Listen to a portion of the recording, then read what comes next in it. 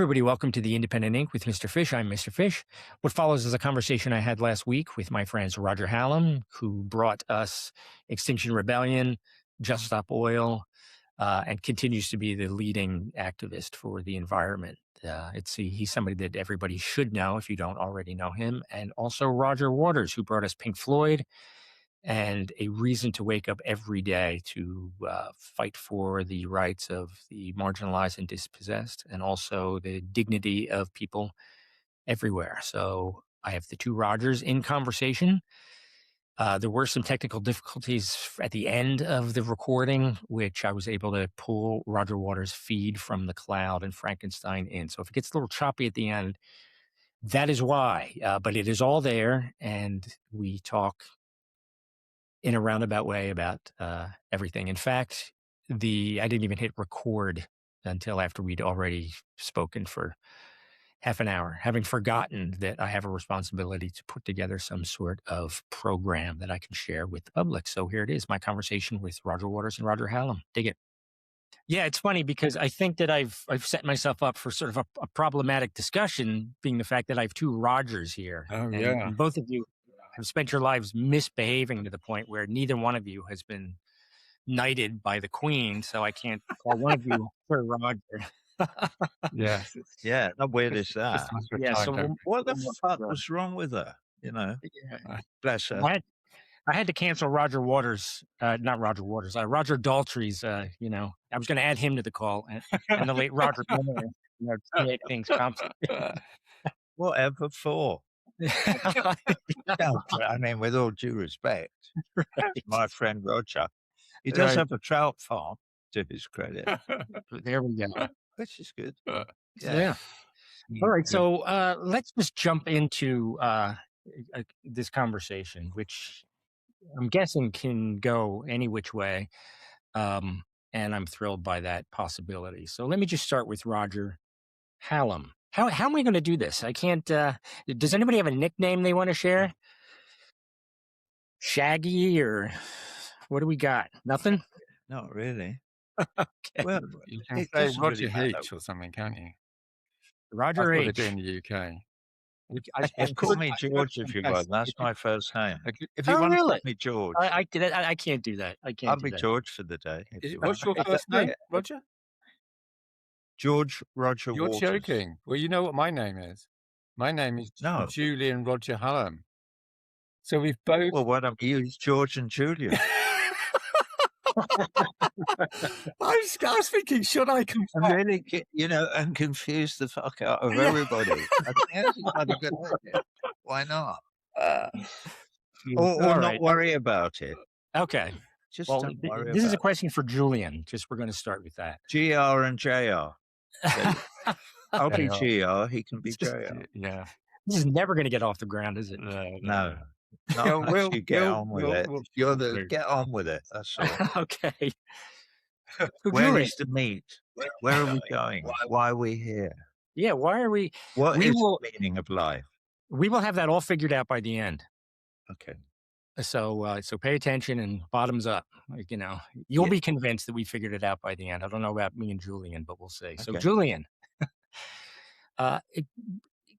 asking from the very beginning, well, not the very beginning, what politicized you, and made you want to avoid getting a respectable job in finance? Yeah, well, I might not be right, but I think the other Roger and me have got similar strong mothers. But basically, my mother was a Methodist local preacher in Stockport, in the 1960s and 1970s. And she was what's called a Northern battle axe. That used to be the phrase people used to. So it's women who weren't going to get messed around with. And, she had her pros and cons, let's put it like that. But she definitely instilled in me the idea that there's a right and wrong in this world, Roger. And that was that. So That rings a bell.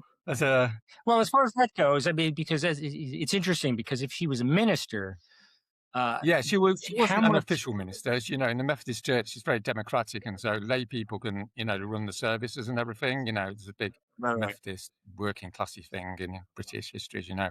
And but yeah, she did, do a lot of church stuff, as you might say.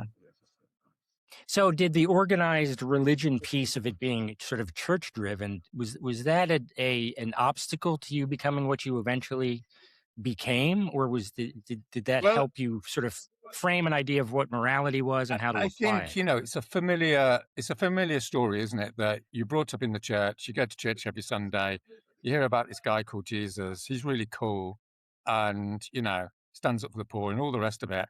And then when you get to about 16, you realise that the church is just rubbish because it just doesn't do what it says on the tin, and then you have a big, falling out with it, and then that's it. You're off and away. So by the time I was 18. The Methodist Church actually paid for me to go to India, and that was quite a revelation in the mid-80s. And it was quite a nasty things going on there. So when I came back, I was in full revolutionary mode, really, and that was the end of my involvement with the institutional church. But obviously, the whole Christian tradition, the genuine article, as it were, has always been at the background of my foundation, if you see what I'm saying. Like Yeah, and I also, I think that, from our previous conversations, I think that you're also motivated by Eastern thinking, and even ideas like Buddhism and Zen and so forth. And it has often been said about if Jesus said that I am a son of God anywhere outside of, of the Middle East where he was, like if he was a Hindu, they would say, you figured it out. They wouldn't see it as blasphemous. They would see it as a realization that we are all this connected to this ground of being equally. So yeah. I mean, I've wandered around like a lot of people, and maybe that's a good thing, maybe it's not. But I think the main thing that connects these traditions is the idea that you aren't just who you are. You are in service to something bigger than what you are, and you can transcend your ego. And there's loads of different ways of putting it. And for me, Right. like what I'm increasingly interested in is how that sort of orientation can allow people to find the courage to resist effectively. Because if one of the biggest problems, and maybe this is a theme to talk about, is activism and, resistance in the Western world is enormously fragile because people come into it just with their own egos, their own, this is me, I'm Roger Hallam.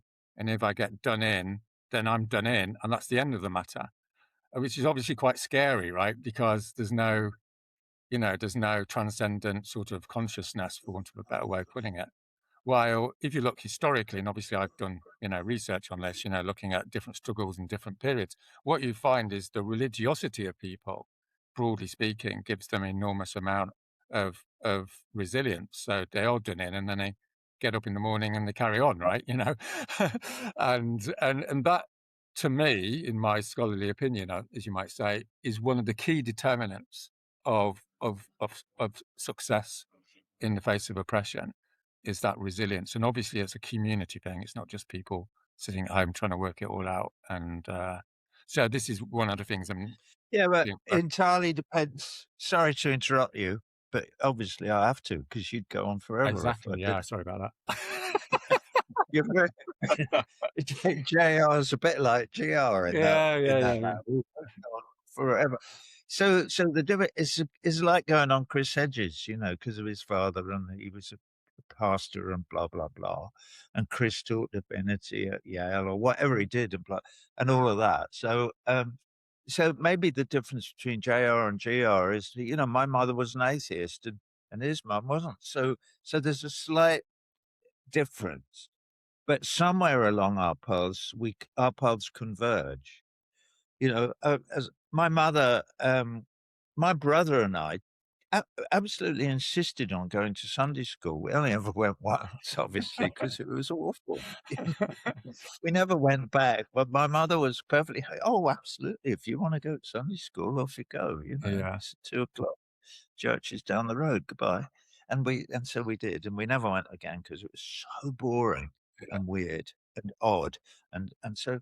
But famously, my mother, when I was in my early teens, she saw me thinking about something one day, and she went, blah, blah, blah. And this is a famous story, so I'll tell it very quickly.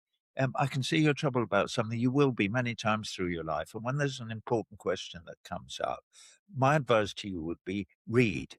You need to read whatever there is to find out about whatever the question is. Read as much as you can. And don't just read people who have the same point of view as you. Read opposing points of view. When you've done that, you've done all the hard work. Oh, really, Mum? What do I do then? Oh, then, Roger, you do the right thing. Yeah. And that's I mean, that's the thing. Like, both of you, the way you're both talking about. Let me finish. I hadn't quite finished. However, because she also, because she was very politically active, but when we went to British-China Friendship Association meetings, sometimes she couldn't get a babysitter, so she'd take us with her, age 6 and 4 or whatever age we were like. And I remember once, I've never forgotten it, coming home, and she said, "You know where we were this evening at our meeting? We would just been sitting watching grainy black and white films of Chinese soldiers, and marching in 1948 and defeating Chiang Kai-shek and all that. So what? No, we were at a place called the Friends Meeting House. And it's owned by the Quakers, And she said, "Now I'm an atheist and I can't subscribe to their religious beliefs, but they are very good people." Yeah. Yeah, now that I was 6 and it went straight in. It doesn't matter, all that crap, all that metaphysics. What matters is whether you're a good person or not. Now, how do you define that? Really, is right. That's what. So that's what doesn't separate me from JR or me from CH or whatever. Is because we're good people, and so what do we face? We face a world where we have to knock on doors in Lambeth to support Layla Mohammed to depose Wes Streeting, because Wes Streeting is not a good person. He's a fucking asshole, right? And there's a lot of people in power are. But how, what I'm interested in is like, what is the connecting factor of the good people? Well, the connecting factor is the fact that they empathize with others, that they have love in their hearts, and that they care about truth as well, in my view. Neither of which have anything to do with metaphysics, right? Or any god that you might, or anybody that you might bow down to in a metaphysics, in my view. But that's you don't need permission to understand and recognize that people are not pieces of shit.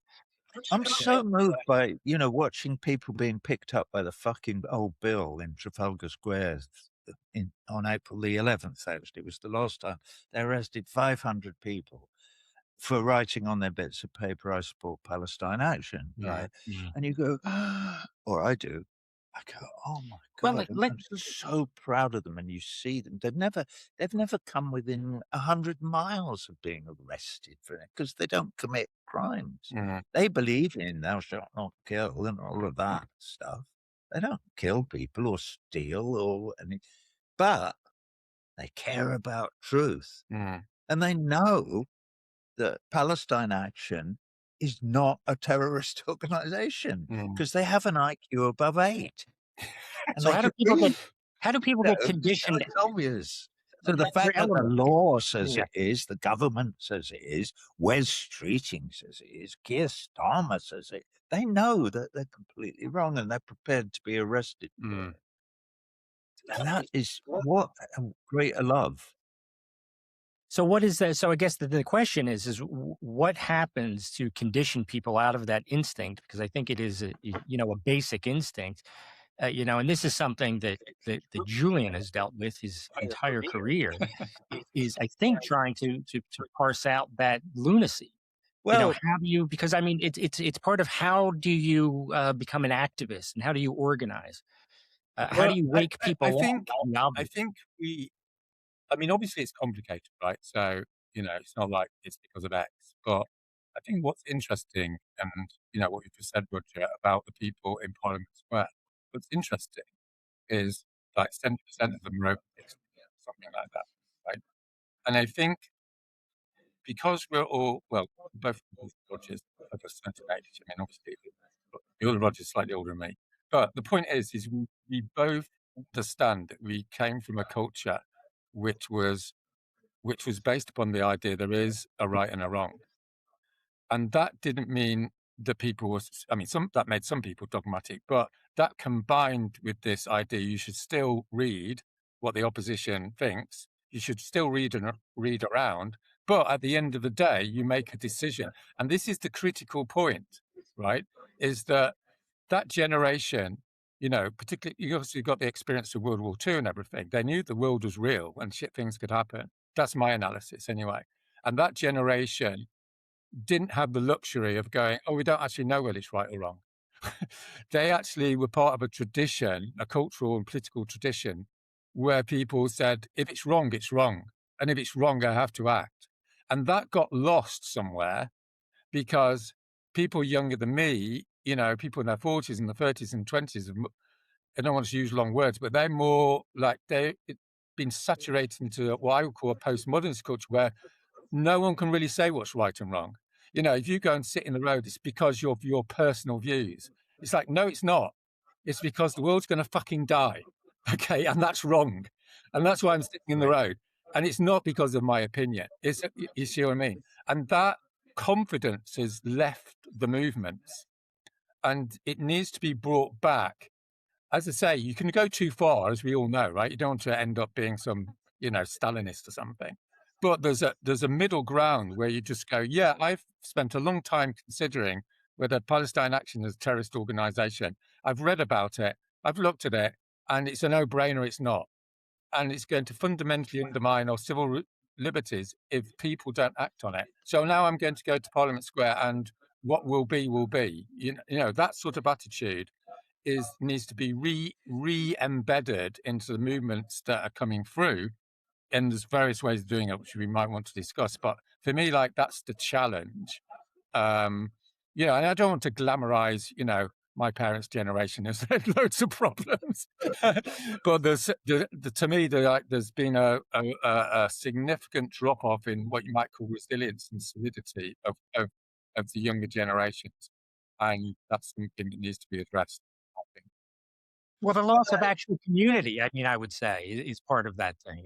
We're talking about with the new technology, it demands a truncation of all conversation. There's no long form conversation anymore. Right. People don't even need to have an understanding of history, of philosophy, of the virtues of common decency. All of that stuff has been thrown out. And when that stuff is thrown out, there can be no compromise. There can not even be listening to each other. There's just this continuation of the othering, and nothing can get solved. I'm sorry I cut you off, Roger Waters, but let's talk about that for a minute, because of the three of us, you're the one who draws the largest crowds. You're the one who can inspire a kind of movement that is, while it can be political, it's also deeply personal. That's the art. That's the job of the artist. I would say, and then attaching that to some sort of political activity is. I made a film about 25 years ago, or maybe a bit less. It's called Swaddled. It's never been out. Nobody's seen it. It's finished, I think, more or less. And it's interesting because it has a sort of a young actor playing a kind of younger me, and he's sitting with the typewriter. And the film starts with Mahler's Fifth Symphony in C minor, the Adagiato, which is one of the most beautiful pieces of music. Anyway, and it's English milk bottles going up into the air in slow motion and then coming back down through the screen again. And then it goes, and it's somebody typing. It's me typing.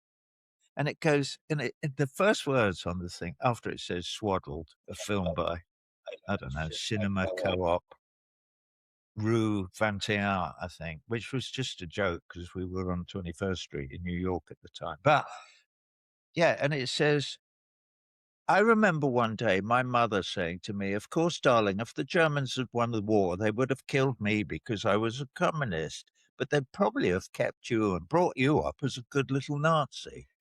Scared the shit out of me, still does. That's the beginning of the film. But this is the dilemma. This is what we're talking about. And this is the fact of the matter is that, and it goes on, the next bit of typing more or less says, if you get a kid young enough, you can teach them anything. And I think, sadly, that is true.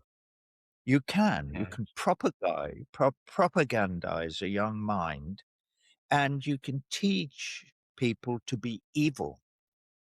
If you get, and I've no idea how very young children or children really of any age can resist that.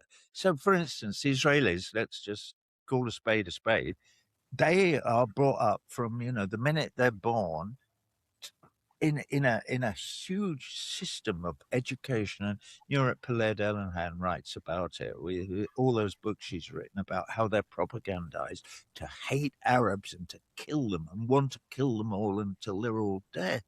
So there's a whole country called Israel where everyone in it, with the possible exception of, Gideon Levy, believe that all Arabs have to be killed. Why? Because God said so, and because they want the land. And this is so beyond any evil, except it's not, because JR's father, or and my mother, that generation, they survived the Second World War. My father was killed in it. But in the aftermath of it, when on June the 25th in San Francisco in 1945 or whenever it was, the UN Charter was written and everybody signed up for it, but they didn't fucking believe in it. The ruling class never believed in it. They don't believe in the United Nations. All they care about is ruling so that they can steal everything for themselves. And that's it.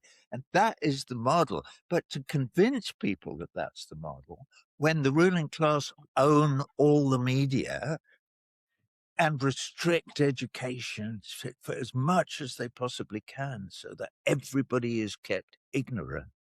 And they've now discovered the iPhone. Brilliant. We can give one, all so long as we can distribute these, it's done. It's over. They'll believe anything that you want.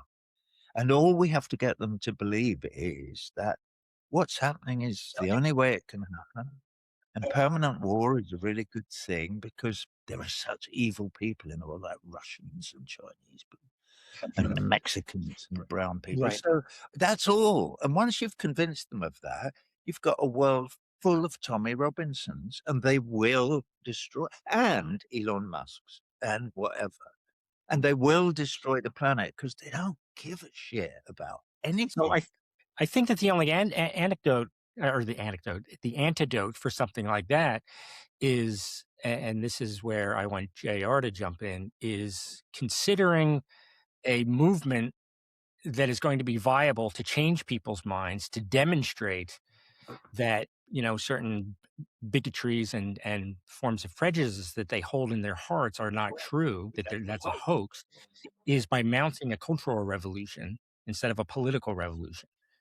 Because inside of a cultural revolution, it does allow for theater, music, all of these things that celebrate the human experience and demonstrate, the commonality of us. And Roger, you and I've talked about this before, about the thing that is at the center of your music. For me, that is the most powerful thing. It's this constant reminding that we are all vulnerable, that we all have a beating heart, that our emotional centers are much more sophisticated than our intellectual capacity. And so JR, this seems to be something that you do a lot in your talks, is you try to change the kinds of conversation that people are having about what are our tactics, and what are our possibilities to, let's invest this conversation with optimism and hope. We hear that all the time. And there's a frank bluntness that you speak, and usually you're laughing when you're doing this. And which is what I really love, because it's actually really hard to pigeonhole you as, the stereotypical lunatic activist or, dangerous radical character. You're always reflecting the human moment that you are speaking in. Yeah. So if you can just talk about that as a topic. I think the left generally can get itself into a little bit of a bind where it's going, there's all these bad people, and there are bad people, as Roger's just, made clear. And then they make everyone else bad. But it's not the whole story, as we know, right? And the reason it's not the whole story is because politics is not the only thing going on in the human mind. What's going on in the human mind is a whole load of meaning systems, and they are they always provide the potentiality for change, and it's quite complicated, and obviously there's nothing determined about it. But you can't put humans in boxes like you can like dead pieces of rock. You see what I'm saying? And this is a fundamental mistake that we make, is you think, oh, fascists are fascist. Like, yeah, they are, and they're not at the same time. And I think it's quite a mysterious process, the process of how culture works and how art works and religion works. So all these things are quite similar.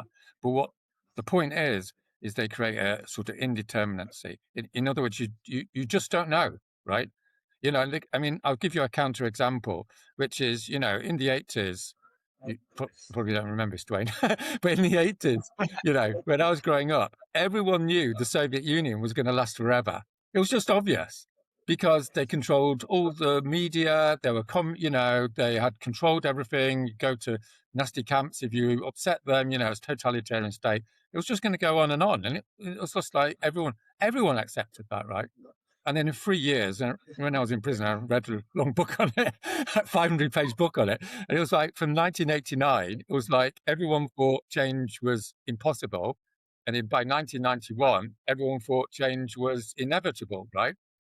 And how did that happen? Yeah. Well, it happened because people secretly thought it was all bullshit. They'd go to their jobs in the morning, like people do nowadays, and they go, yeah, I'm a capitalist, and I don't care about Palestine, all the rest of it. But in their heart of hearts, they just think it's all bullshit. And then that creates a sort of fluidity. And when there's an alternative way of organizing or being, organizing society, and it becomes viable, then suddenly you get a big shift. For better or worse. I'm not saying, I'm not making any judgments on the Soviet Union or not necessarily. What I'm saying is you cannot tie human beings down because they're effectively spiritual beings. Like they escape any socialization process. This is something that we have to learn to honor in human beings and say, okay, so maybe there's ways in which, people can and will change. So I'll just give you another example now, shut up. So I've been door knocking like for 6 months in Lambeth. So there's two things about Lambeth people. I know this sounds a bit touchy. I'll tell you, there's two things about Lambeth people, right? Number one is they're all radical.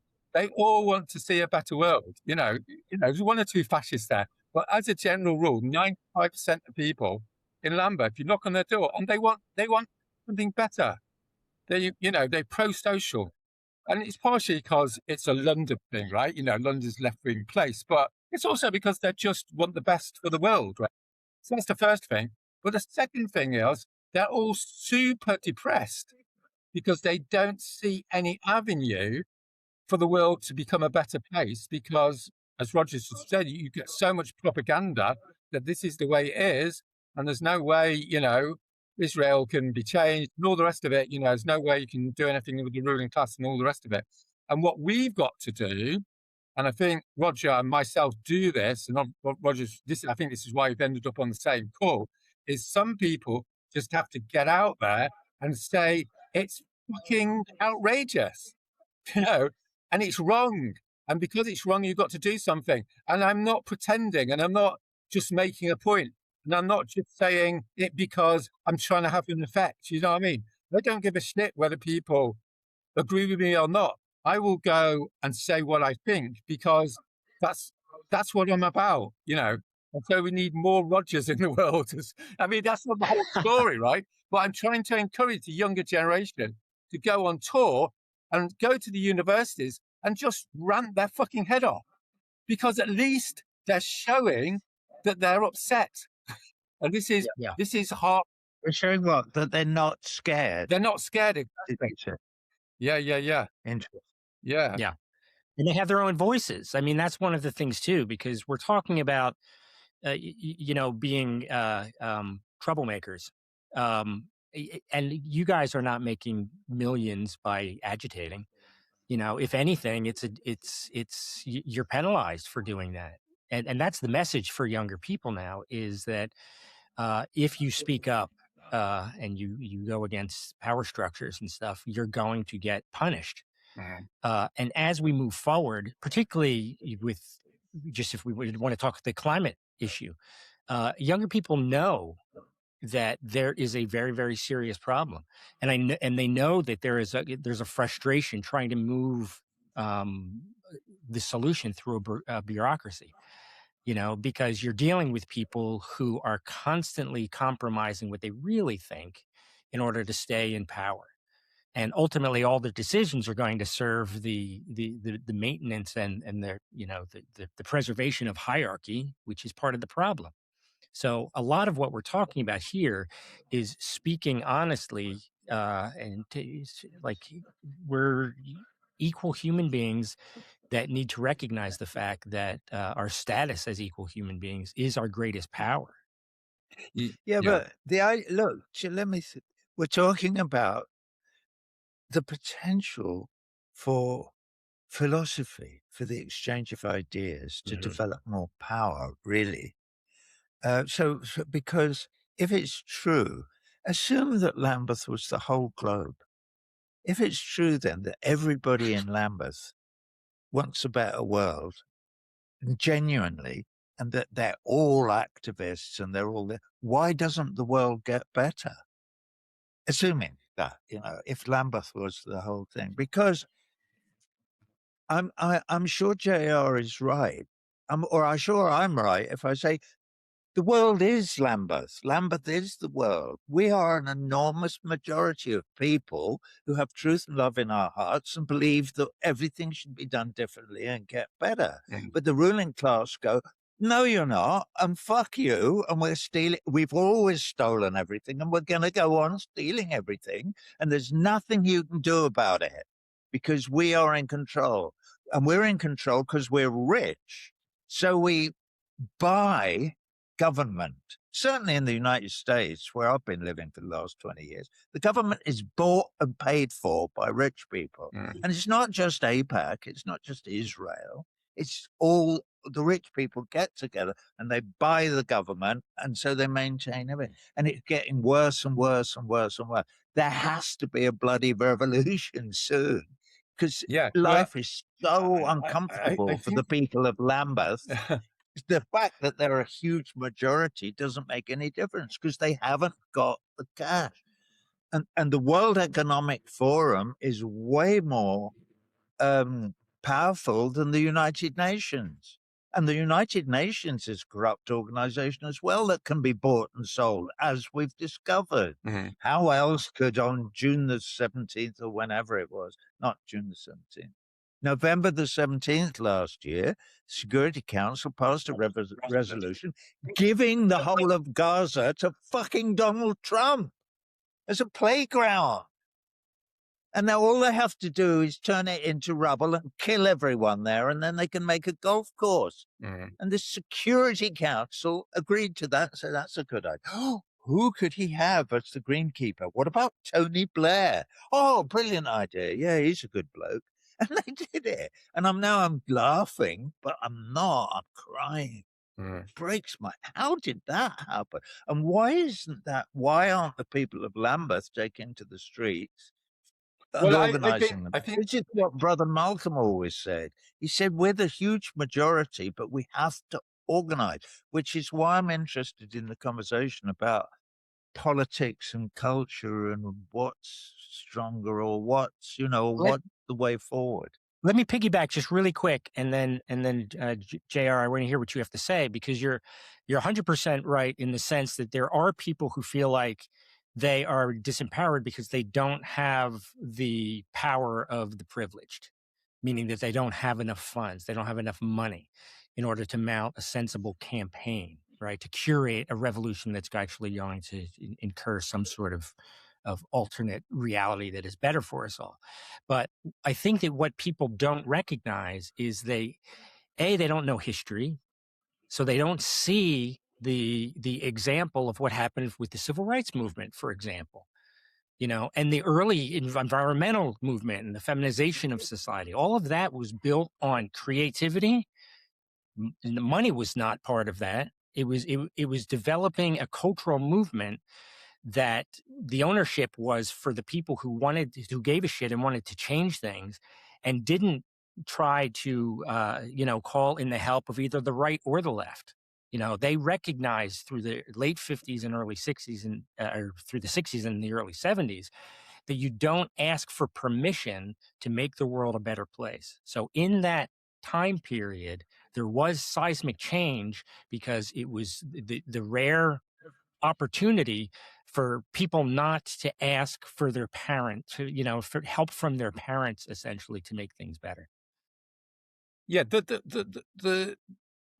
the fundamental point is oppression always, to a certain extent, depends upon the cooperation of the oppressed.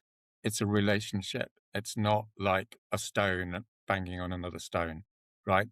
That sort of framework isn't what happens, because humans aren't stones. If you bang a human on the head with a stone, they can keel over and submit, but they can also go, fuck you. Right? They have a choice. And sometimes they keel over, but also often they go, fuck you. I mean, I'm just describing historically what happens. And it's actually quite a mystery, to be honest, why sometimes they keel over and sometimes they don't. But the key fact here is that often they don't keel over. They go, fuck you. And I think there's two things which are going to make things different over the next 10 years.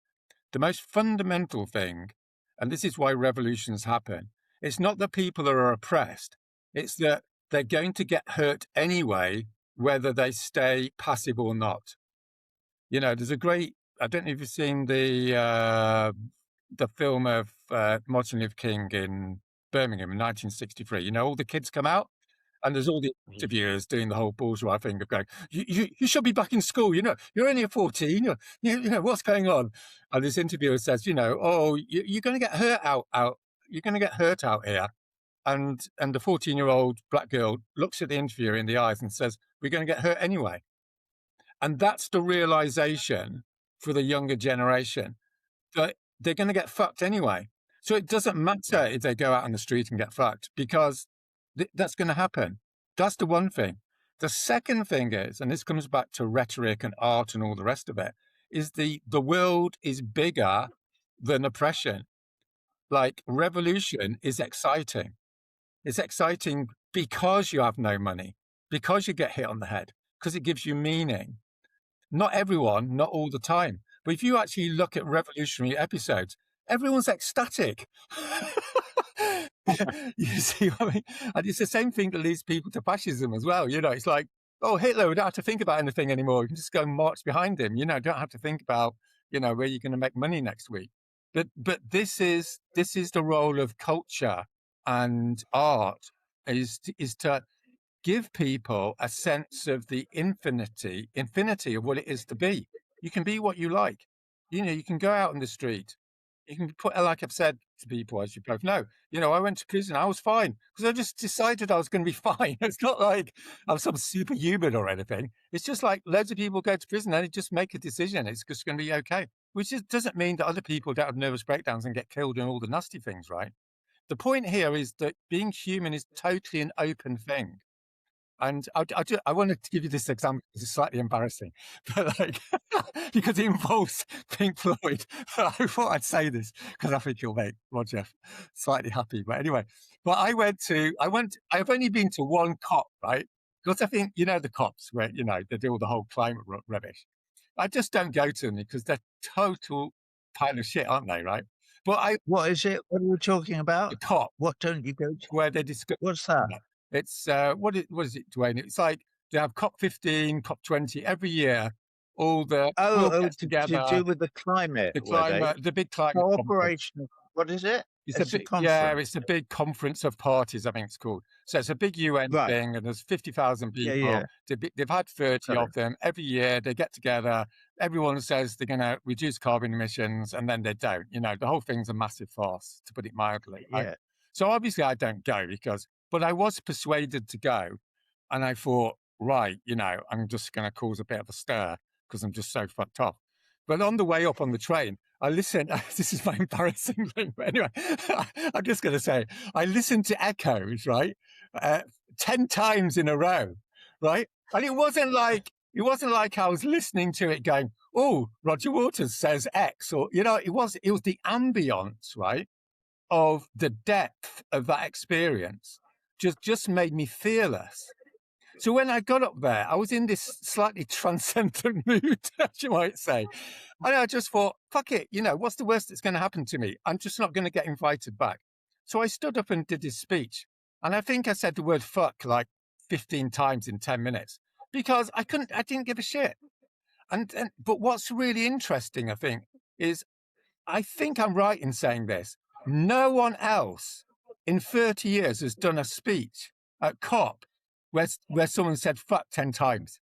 You see, and you see the connection. I'm not saying swearing is the only, you know, routine in the world. Obviously, it's no, of course not. But I was just speaking from my heart. I was actually saying billions of people are going to fucking die, you know, so I'm going to swear about it.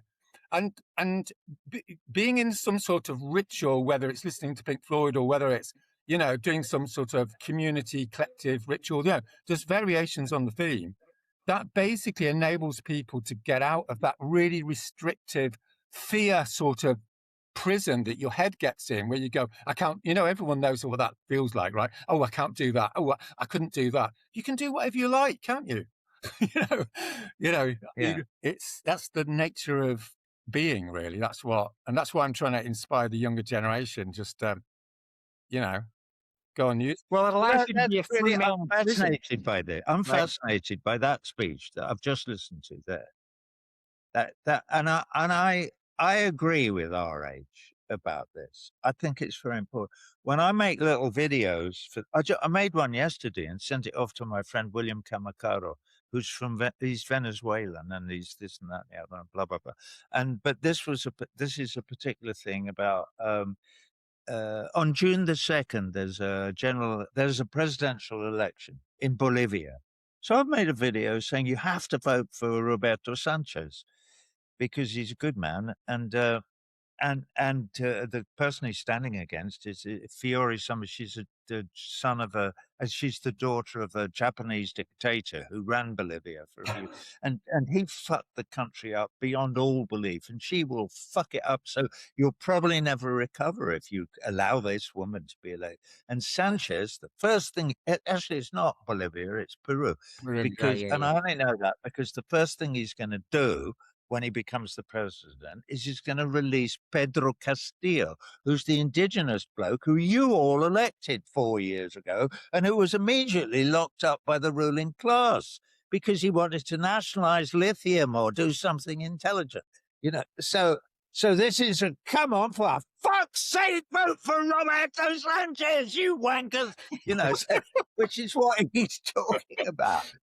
And I'm not sure that I call them wankers in my little video, but I definitely, the F word comes in there, I bet, at some point. So I take the point, and I agree with you that it's extremely important to not be frightened of the vernacular. And I agree with you, the F word is it's not necessary, but on the other hand, it does help you to get it. You know, when you say, for fuck's sake, there's no alternative to the use of that expression in most of the situations where we use those expletives. Well, people aren't used and to. this is fascinating, but isn't it interesting that he talks about echoes? All right, there's only one bit of echoes that I mean, apart from, there's a lot of the music's good and that, but two strangers passing in the street, that is, something I wrote in 1970 or whenever it was. I can't remember what that was, but it's a long time ago. But for me, as a young man, it was a big realization. I thought, fucking hell, we're all human beings and we should look after one another. My mum was right, and so were the fucking Quakers, and so was fucking Jesus when he threw the money lenders out of the temple, as it happened.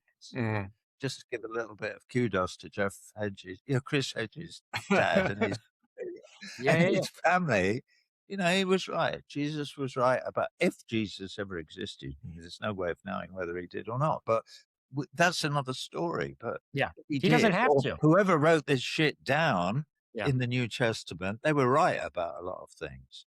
I've read the stories of the road to Damascus and St. Paul's conversion and blah blah blah.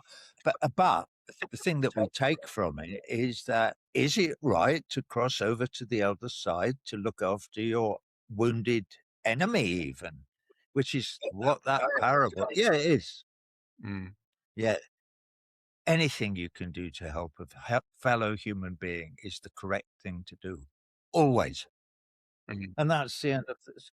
So yeah, how we get the people of Lambeth to take to the streets and go, fuck you, no, is keep, Well, a big Outrage brings it up, and he's right, because how do you get them to do it? How do you get? Well, it's this. I think it's like this mix of providing popular culture, and that covers a multitude of things, right? Because that it broadens people's hinterlands of what it is to live, so that they're not so fearful, because they'll still have that song in their head. They'll still have that prayer, whatever it is. They have a depth, a hinterland, as I would call it, right? And if you've got that hinterland, you're less scared of someone hitting you or someone putting you in prison, because you've got that life of the mind, which is what art sort of is in a way, I suppose. I mean, and then and that's not the only deal. Obviously, people need to be organized, but the other thing is, what I think we both touched on, and I think this is why we've ended up on the same call, is because we both are quite unusual. I mean, I think there's probably 5 left-wing people in the Western world who speak like we do in public, and what I'm trying to say to people is, that's 7 altogether. Yeah, there needs to be 500, and it doesn't take any money. It doesn't take any organization. It just takes the ability to think that you're going to be genuine in the face of obscene evil, and be emotional, and that creates so much empowerment. I think a lot of people watch Roger, and I know, because I talk to people, they say, "Oh, that was boring." Oh, and then I watch Roger Waters, and he just nailed it. You see what I mean? And that's why we need 500 people. I mean, we're nothing special in I'm not saying we're special in an ego way. All I'm saying is that history is full of people that got on top of the tank and belted out a speech. And you can't, it's just an essential part of it. This emotional rhetoric thing is an essential part of the mix. It's not the only thing, but it's and it's relative. Well, it's probably a big frustration for you, Roger, being watching the complete absence of other so-called celebrities when it comes to these kinds of issues. You're so alone, and you're surrounded by lots of us. But I take your point. It's not like everyone, but you wouldn't expect everyone to be, but you would expect more. And a lot of people are cowed who are in my business. They've told me, I have people, and I'm not going to name names, but have said to me, I couldn't agree with you more, but I can't say any of it because I'd never sell another record. I'd be out. Academia. Finished. Well, this comes back. This comes back to my core point, right? Which is life is more. As a matter of fact, life is more than possession and power. If you think that life is just your job or your reputation or your status, you're a slave. Yeah. You're a slave to power. And this is true in academia, it's true in art, it's true in politics, it's true in everyday life. But as soon as you realize that life is greater than power and status and a job and all the rest of it, then that's the liberation moment, which it is, right? Life is bigger. Well, that's interesting. But, you know, is it when you're nailed to a piece of wood and covered in fucking arrows, you know, and you're called Saint Sebastian or whatever, you go, oh, thank God I did it. You know, you probably wouldn't thank God, but you might do. But well, as a historical fact, a lot of people were in ecstasy when they were crucified, right? And a lot of them were extremely upset, right? This is the point, right? The point is, is the point isn't that it's ecstatic, and the point isn't that it was awful. The point is humans have the capacity to interpret their reality. There's always that potentiality. And, you know, we don't need to use that extreme example. We can say, look, an academic, you know, I talked to an academic, Cambridge University last week. I just said, you want to speak out? What's the worst? He's not going to get crucified. He's just going to lose his job. So what? You know, I mean, you know, you know, you're so right. I mean, at King's College, I went on hunger strikes, you may know, you know, to get them to divest from oil. And beforehand, I had a little chat with myself, and I said, Roger, what's the worst that's going to happen? You know, you're not going to get shot. You're not going to get your fingernails pulled out. What's the worst going to happen? You'll get hungry. Yeah, I'm going to get hungry for a while. But the worst that's going to happen is I'm going to get suspended and I've lost 16 grand. I thought, okay, I'll just go back to my farm. You know, life goes on. And I realized that the worst possible thing was I'd get suspended and I'd lose 2 years of, you know, of research. You know, I'd lose 2 years of my life, sort of thing. Then I thought, well, that's not so bad. And I think this is what people think when they go out into the square. They go, do I want to stay in my flat? No, or do I? No, they don't think that. I'm going to. That's what I love about them, and you're right. Yeah, because it's that is the golden nugget of human life. Really, is that we are capable of that kind of pure love. It's like I was invited to go back to Cambridge, which is where I'm from. It had nothing to do with the university, though this was because the School of Architecture invited me to go and give a talk, you know. And I'm not going to do it because I'm not there and it's fucking miles away. And anyway, fuck them. But I sort of thought, what could I say if I did go? And what I would say is, no, I don't want to talk about Sid Barrett. And what I do want to talk about is the fact that this fucking university accepted the RHA, you know, the Holocaust Remembrance Alliance definition of anti-Semitism as part of the ethos of Cambridge University. Are you fucking insane?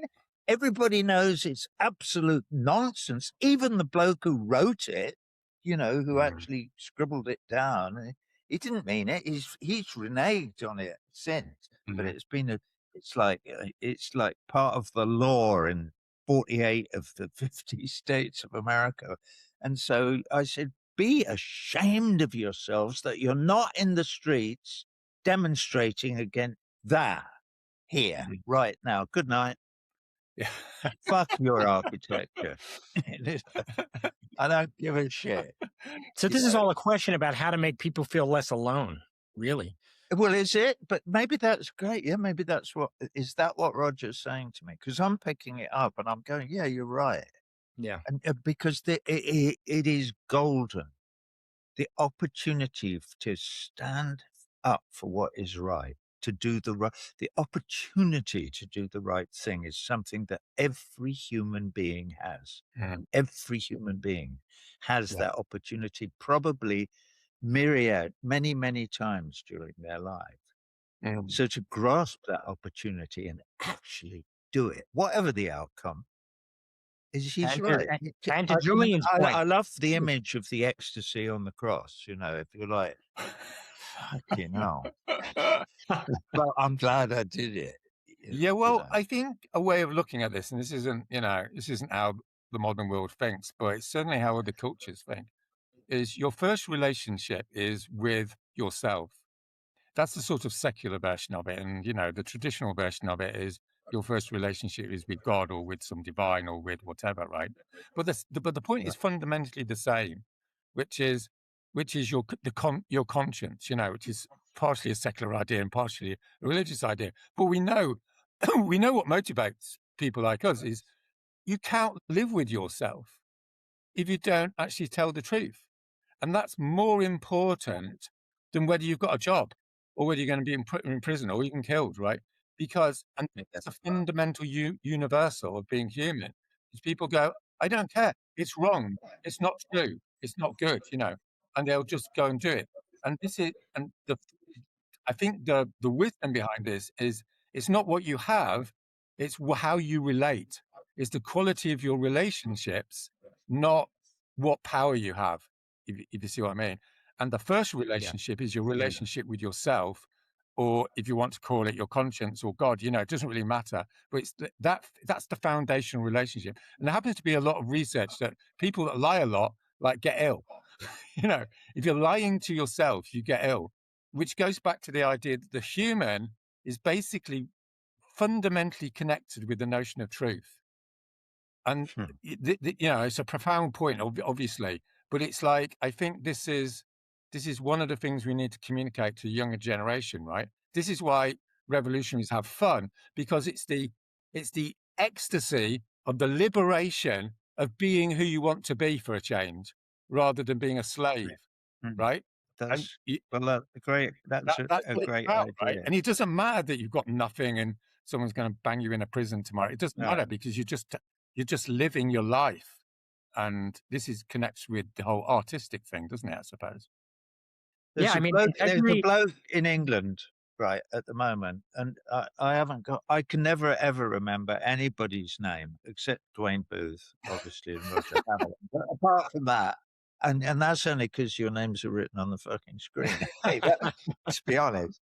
But there's this bloke whose brother was killed in 9/11 in England, and I don't Campbell. I think his name's Campbell, and of course they're running out of money, but they're fighting a legal battle to get his inquest opened by the Supreme Court in England, which would mean that for the first time anywhere in the world there would be a legal proceeding to look at what happened.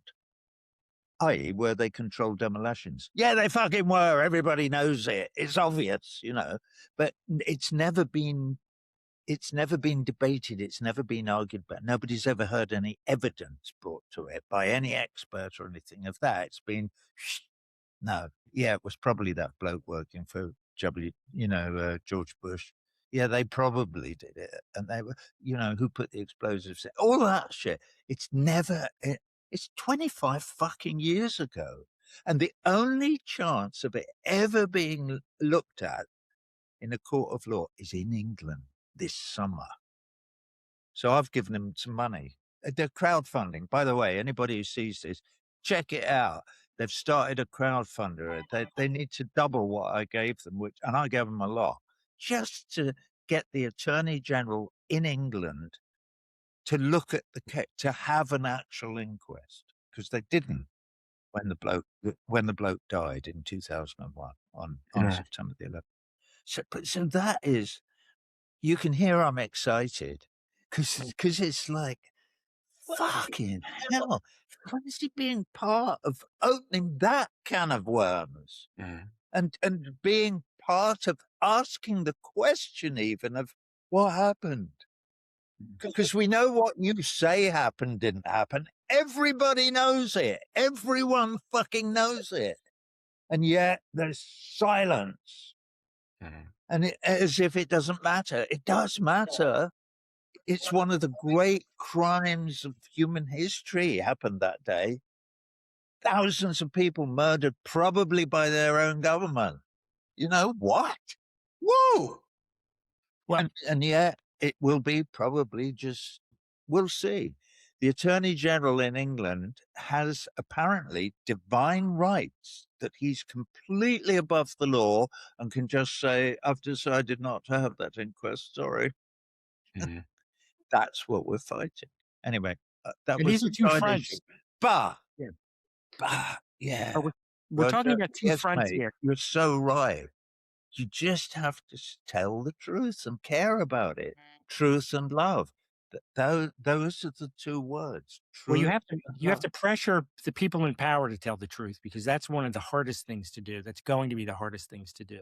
Well, it's interesting you talking about culture, because maybe by making, by doing this program or making the odd little video and putting it out there saying, vote for Roberto Sanchez, or whatever it might be that we do, or writing a song or a play or doing this or making a movie or whatever, it may be that we help our brothers and sisters to stand up for truth and love, which is all we require. And obviously they have to do that in the face of incredibly evil people who only care about pounds, shillings, and fucking pence. So we need stamina. We need stamina, and we need to be comfortable in our discomfort while we wage that kind of a movement. Yes, we do. Which we used to be better at. Well, this comes. The Three Musketeers. This comes on to what? There's another major issue going on here, which is over the last, quarter century, for the sake of argument, a lot of the logics of taking collective action have become what's called instrumentalist. In other words, people say, hey, Roger, you should do this so that, this guy can win the election. In other words, do this in order for that to happen. And, in some ways this is good because it's important to work out, what to do and what will be effective. But the foundation of radical action is virtue ethics is sometimes called. In other words, if you look historically, how movements start and how they begin to explode is because a critical mass of people do something because it's right in itself. So they don't actually care. And this is fundamentally misunderstood on the left at the moment, that you have to do it because it's the right thing to do, and it's like there's this massive imbalance. So you talk to lots of people, you know how it goes. You go, hey, Palestine's terrible, what's happening? And you go, oh, there's nothing that can be done. That's not the point. So, I mean, number one, you're wrong. But number two, even if you are right, you've got 70 years on this planet. You have something called integrity. And if you don't honor it, you're going to get ill. And also you're a bit of a twat if you don't honor it. You see what I mean? So you turn up to the march because it's the right thing to do. And of course, this comes back to our parents' generation. They didn't have the arrogance of thinking that they could change the world.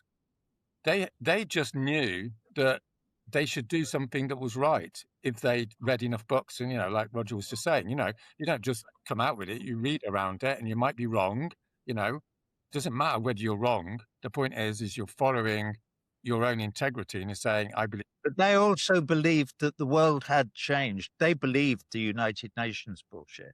They believed that that was going to change. So they believed that we had learned a lesson from the 2 world wars.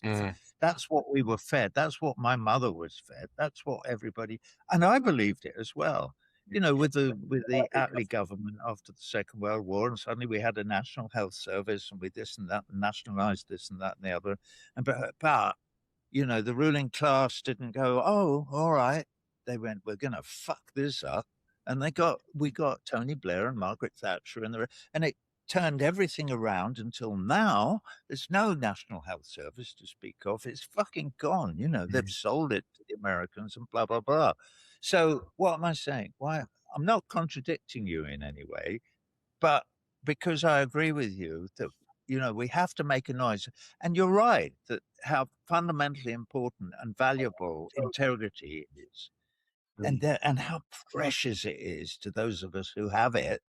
And how important it is that we put our shoulders to the wheel and try and do everything we can to make a future where our children do learn to read books, and that we do it, and that education is take no notice of another brick in the wall. No, we do need we need nothing more than the education, the ability to use our brains and mind, because our brains are or can be connected to our hearts and souls. We haven't discussed souls very much, but I always say that I feel that I'm involved in an existential battle for the human soul now in my life. I may be I'm 82 fucking years old. I'm getting on a little bit, but you know, as long as I'm here, I will fight that battle with every ounce of energy that I have in me. Yeah, and, well, this is the spirit. Let's talk about that. I mean, we could end on this. We could end on so much of this conversation has to do with, you know, a frustration with the imperative that we build a community that is motivated by shit givery, and it has the ability to maintain itself in the face of all of these attempts to dismantle it for the most nefarious justification, you know, reasons and justifications. So how do we curate and build a movement that has its own inertia against these, you know, the cheapening of human life and the refusal to recognize that we all have a collective soul that we all should be protecting rather than isolating and bifurcating and all of the things that we do. You have to go out. We have to go out and say it. That's the point, right? I mean, so much left-wing discourse is so fucking boring. It's like the bad guys are the bad guys and they fucked us over and there's nothing we can do. It's like, that's really going to get a movement on the go. You know, you say what Rogers has said is we are involved in an existential struggle for the human fucking soul. That's exciting. That's something to give your life to. You know, it's like, I'm going to sign up to that. I'm not going to sign up to, I'll send a petition in and, you know, we might get a few little crumbs. That's not exciting. And we need to do that in actual spaces, right? I mean, let me just say that, because a lot of this conversation has to do with, yes, getting the message out, getting people excited. But as you well know, social media can reach billions of people, but it has no viability for social change. Really, it's just it just keeps people isolated. Well, so I think you know, it's a complicated thing. Obviously, it can inspire people. I mean, that's why we're doing this talk now, right? This thing now. You know, it's better than sitting on a chair for an hour. We might as well have a chat. You know, so you know that's cool, but it can inspire people, but to do what? I think what we've discovered is there's no substitute for the emotionality of the face-to-face communication, face-to-face emotion. That's what the human is. The human isn't a thing in itself. It's something that is a relationship. Your actual being is of the relationship itself. And if that relationship is challenged and that relationship is inspirational, and you've got something transcendent to think about, then that's how you're going to get the revolution. It's not about how bad the bad guys are. The bad guys are always bad, right? The thing is, who are we? Who are we? We're going to fucking do something and we're going to die trying, you know. That's the phrase of all revolutionaries. You know, we're going to do it or we're going to die trying, because it makes it exciting to live your life. And that's, you know, that's the ambience. I mean, there's different ways of saying it and all the rest of it. And soon, my prediction is in the next 5 and 10 years, things are going to get so bad that the younger generation will produce the prophets that will bring that generation to power.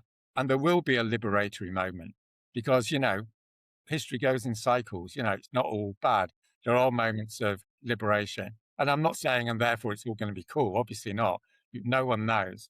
But I think there will come a moment when things are so bad, people will lose their fear and some leaders will emerge, you know, hopefully better than Roger and Roger, because we've got our limits.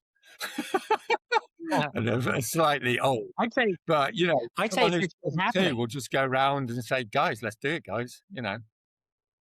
And I think that there's little tiny indicators that that's already happening in, you know, small ways, But just take, for example, the reinsurgence of flip phones. I mean, it might sound frivolous, but it is. I know younger people that understand and recognize the fact that technology is zapping them of their souls, and it's conditioning them to be spectators rather than participants in this society.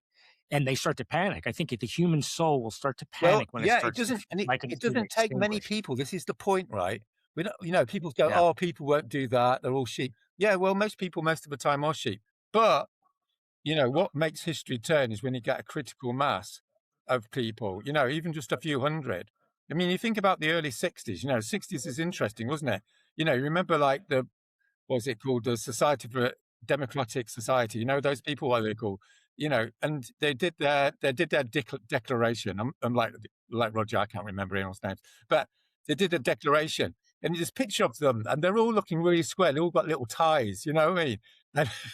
And 6 years later, you've got the whole late 60s thing happen. And I'm not saying it's all good or there's all pros and cons, but the point is cultures can change very rapidly when a critical mass of people sense that the fundamental foundations of their present society are bullshit.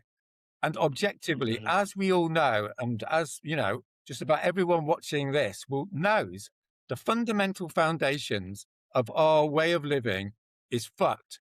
Totally fucked. Morally, and we all know it. Materially, spiritually. And sooner or later, and it's not going to get any better, and sooner or later, a critical mass of people are just going to make a new reality and start having some fun, and that's how history works, right? We have to demonstrate. We have to demonstrate the fact that it is a joyful experience to be radical in that way. Well, let's hope this. Let's hope we do better than the 60s did. Yeah. I know, it's a slightly flawed example. They did fuck all, frankly. It's like everybody says, if you can remember the 60s, you weren't there, and we all chuckle and blah, blah, blah, and whatever. But yeah, and when you were talking about the civil rights movement earlier, it's not like they even nudged the ruling class to the edge of their seat. It didn't even fucking touch the ruling class. And what we're seeing now is the deserts of not touching them, of not having the revolution in the 60s, of it being contained and just there are no fucking human rights. There's no civil rights in America. It's an oligocracy or whatever you want to. It's not. It's like it's nonsense that it's a democracy or that people have. They don't. It's run completely by money and power, and we all know it. So yeah, when we have the revolution this time, for God's sake, generation A or B, because obviously we've got to start again. We got past generation Z. So when we get into H or I or J or whatever the fuck it is, for fuck's sake, don't fuck it up like we did. Well, I'm going to push back a little bit because I've talked to people from your generation, and it seems like you do not recognize what the benefits were of your efforts.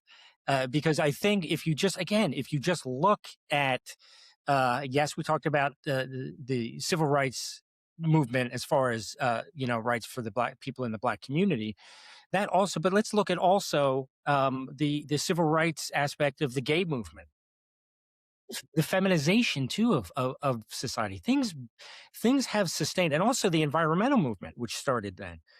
Yes, these didn't end the struggle, but they certainly moved the ball, substantially in a particular direction. I have to tell you that. You make a fair point. I couldn't sit back and just let you. Yeah, no, that's fair enough. That's completely fair. I've been writing my memoir, and you make me think of Ginger, who was a friend of mine, who was gay. And I think it was the summer of 1961. I drove a lorry and sold soft drinks all over the fens in Cambridgeshire. And I learned a lot. That rite of passage was huge. But, part of it was Ginger going, oh, and my friend Selwyn lied. passes the new bill that legalizing consensual sex between adults in private. I'm going to start my own little, business and whatever. And it doesn't matter. And of course, and that bill, which was that was the Wolfenden report, and the bill didn't actually get passed till 1967. 1967, it ceased to be a punishable by prison offence to whatever it was, whatever all those actors used to do in lavatories in Piccadilly Circus. What importuning for immoral purposes is what it was called. And some God ginger got taken off that insane hook that it was illegal. Well, this is one thing I also wanted to mention, because so good for you for pointing that out. I appreciate it. Yes, absolutely. Because this now makes me think of what Roger Hallam has gotten in trouble for, which is he's charged with conspiracy to cause a public nuisance, right? And this bloke? Yeah, and I've always thought that is hilarious. My friend JR, for fuck's sake, JR, a public nuisance. Because it's always interesting to me, what causes a public nuisance? What are we disrupting? And when it comes to the work that Hallam has done, built his career on, it's actually agitating and becoming a nuisance for all of the right reasons. Mm. And I love that you legislate with that language, and then it actually has applicability that can land people in jail. Mm. Is a crime. Do you know how long we've been here? Fucking hour and a half. What is wrong with you? Says, all right, we'll I know we could do this for a long time. So this is part one. As things get shittier and shittier, no, I think we've covered some of the fundamentals, haven't we? Really, we have. People listening to have got an idea that you've got to get out there. It was very nice to meet you, JR, by the way. Great pleasure. And to see you again, Dwayne, obviously. Always. And good luck with that memoir. I really wanted to bring that up too, because a lot of this is, again, making people not feel so alone, and also sharing our stories is one of the key things. But I really look forward to hearing your story. Love and truth. Can I get down now? All right. Well, thanks for the conversation, and carry on. Thanks, both of you. Thanks very much. It's all good. Cheers. Thank you, brother. Cheers.